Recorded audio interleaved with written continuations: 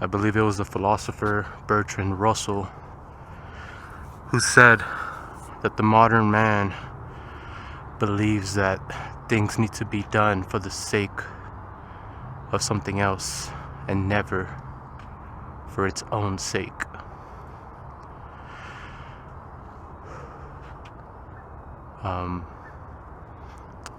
I'm thinking about that a lot. 310, 5K, 758 pace, 59 pace. We'll take it. What's going on, guys? I feel like, I mean, I've gained like 12 pounds, dude. It's crazy. But if I'm doing things right, then hopefully at least 4 of those pounds are muscle at this point. You know what I mean? What's going on, man? Seriously though, how does that statement resonate with you? I feel like it's so relevant right now. Probably always has been for me. The idea that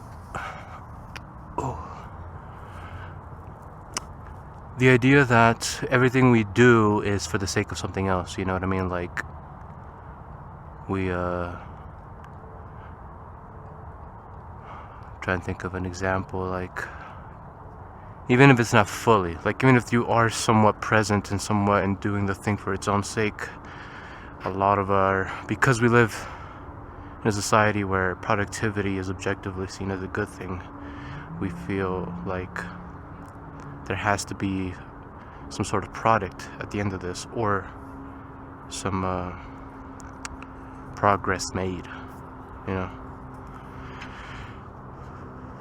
Like, I'm not gonna lie and say that I just run because it's fun in itself, right? Because I just do it because of the running itself. Sure, there are days where, like, I'll run and I'm like, yeah, this is pretty nice. Like, I feel good. I enjoyed it. I enjoyed the run. But I would be grossly dishonest if I said that I did not also think about how that's gonna make me feel better out throughout the day, how I might, you know, cut up some weight going forward, how I might be able to lower my time the next time. So I guess the point of that idea is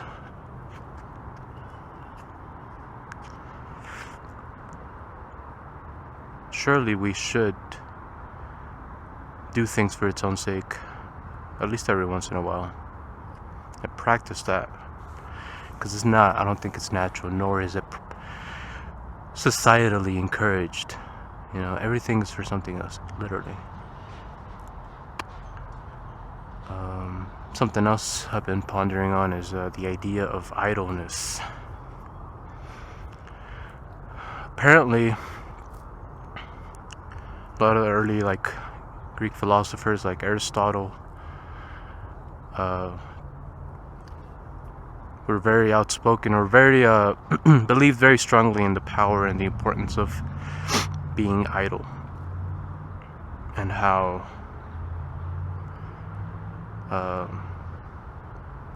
a life is not worth living, really, without idleness, without being intentionally idle.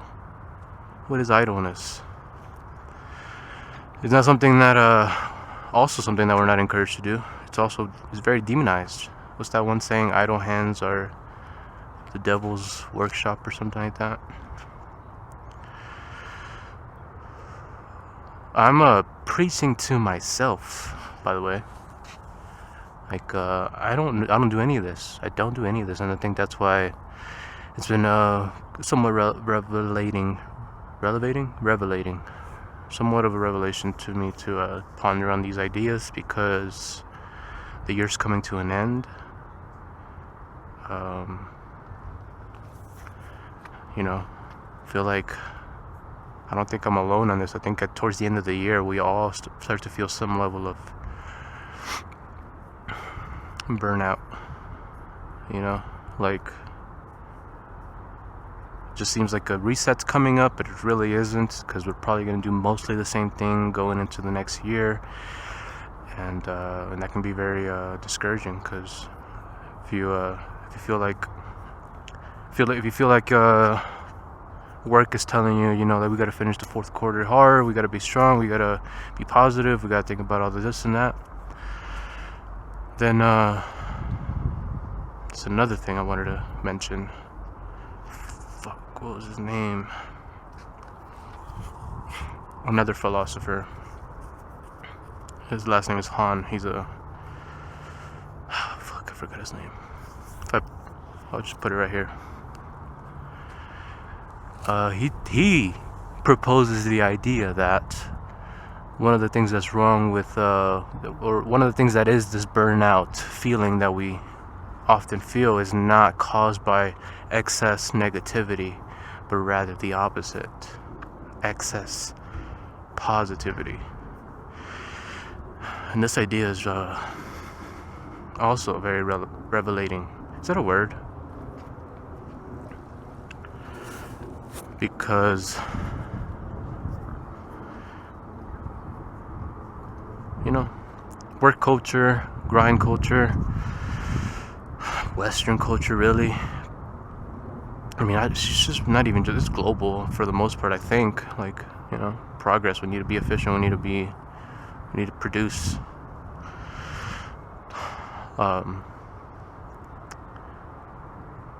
We're just not encouraged to say that.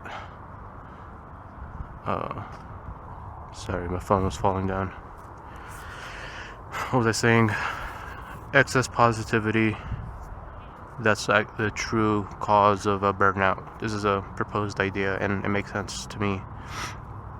That's because we don't acknowledge that sometimes shit just sucks, you know what I mean? Like, work can suck. We can all collectively, like, because there's such a separation between, like, maybe yourself, your boss, his boss, their boss, their boss.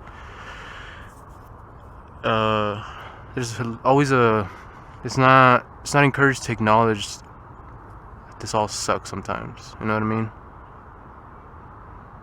And that verbiage maybe is not the best or the most productive way to say it, but neither is everything's gonna be okay. Just smile, have a great day. You're gonna make it a wonderful day. Fucking lock in. That's not necessarily that productive either. Or maybe it is short term, but that's the point. You could still reach. You will likely still reach a point of burnout. You know, this idea that, like, even oftentimes when we do things for leisure, take vacation, we often also say, enjoy the time off, so when you come back, you're rejuvenated, you're ready to go, you're ready to re-lock in. Goes back to the original point. Do thing for its own sake and not for the sake of something else. Thank y'all for listening, guys. Honestly, I feel really good. I've been bulking. What can I say, dude?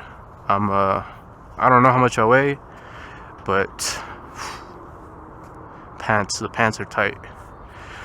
And this is probably the first time in my life where I can say that and be like, that's cool, man. I'm not even tripping about it. Honestly, I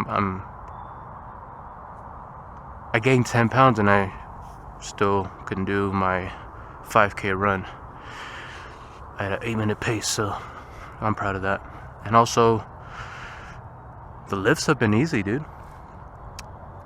Relatively speaking, like, my chest days have been nice, back days are getting better, leg days could be better.